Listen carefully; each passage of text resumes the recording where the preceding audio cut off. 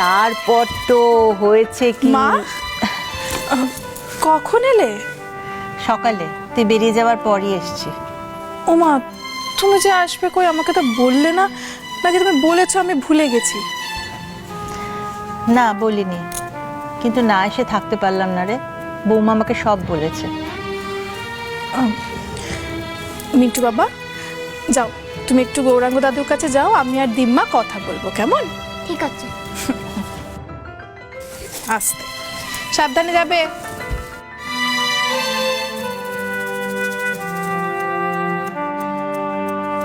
মা, তুমি সুবীরকে কিছু বলেছো?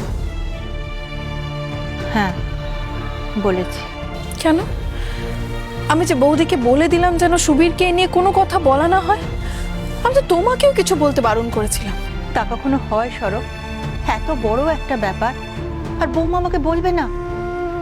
আমার মেয়েটার সংসার ভেঙে যাচ্ছে আর আমি কোনো কথা বলবো না? চুপ করে বসে থাকবো? হ্যাঁ, চুপ করে বসে থাকাটাই উচিত ছিল মা। কারণ সুবীরকে হেনার ব্যাপারে কিছু বলা মানে সুবীর তো বুঝতেই পারবে যে হেনার চিঠিটা লুকিয়ে পড়া হয়েছে।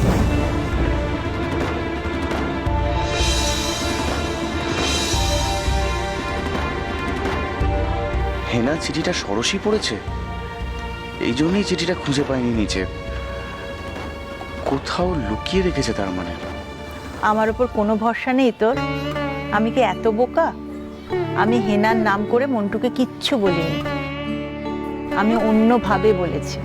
তুই তো জানিসই না কি কথা হয়েছে, না জেনেই তুই আমার উপর রাগারাগি করছিস।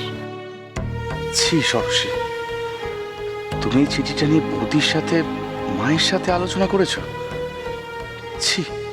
হেনার নাম করে বলনি, খুব ভালো কথা। তুমি কি বলেছো সেটাও আমি জানতে চাই না, কিন্তু কাজটা তুমি ভালো করোনি মা। আমি ঠিক এই ভয়টা পেয়েছিলাম বলেই তো বৌদিকে বারবার করে বারণ করেছিলাম, কিন্তু বৌদির পেটে তো কোনো কথা থাকলে হয়। কাউকে তো একটা কথা বলতে হবে সরব। না, বলবে না। আমার কোনো সম্মান নেই? কেন তুমি সুবীরের কাছে আমার হয়ে ভিক্ষে চাইতে গেছো মা? এই আবার কি কথা সরব? ভিক্ষে কেন চাইতে যাব? আর কি বলার আছে বলো তো? সুবীর যখন হেনা ব্যানার্জিকে নিয়ে মেতে থাকতে চাইছে, ওকে থাকতে দাও না। ওর আর আমাকে ভালো লাগে না মা। ও আর আমার দিকে ওভাবে দেখেই না যেভাবে আগে দেখতো। এটাই মেনে নিতে হবে মা। এই নিয়ে ঝগড়া করে কথা বাড়িয়ে কোনো লাভ নেই মা। আমি মেনে নিচ্ছি তো তোমরাও মেনে নাও না প্লিজ মা। আমার জীবনটা এবার আমাকে বুঝে নিতে হবে। তোমরা দয়া করে নাক গলিও না। নাক গলাতে আসেনি সরব, শুধু তোদের ভুলটুকু ধরিয়ে দিতে এসেছি।